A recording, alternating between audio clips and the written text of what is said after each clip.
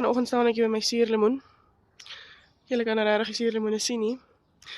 Maar my vraag is, hoe oorleef 'n suurlemoenboom?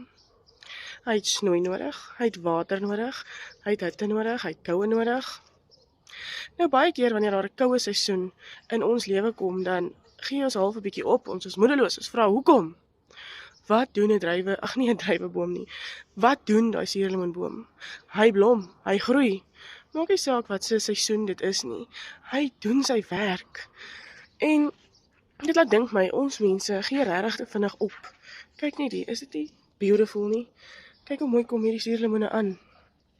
Kom ons wees so oggend soos 'n suurlemoen. When life gives you that lemons, make lemonade of it. Moenie net vra hoekom ek nie.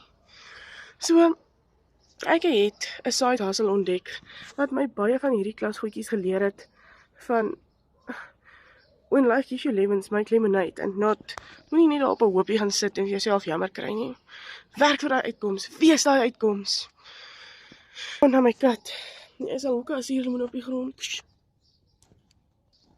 Be that strong one. Wees daai een wat kan.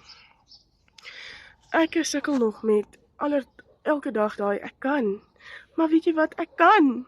En hierdie besigheid is besig om my lewe om te draai. As jy wil 'n uitkoms hê vir jou finansiële stres, en jy is moeg om daai suurlemoentjie te byt, en jy wil 'n bietjie lemonade maak, kom met net my lemonade hieronder. Jou finansiële deurbraak is vanoggend in jou hand. Dis net jou keuse, gaan jy hom vat of los.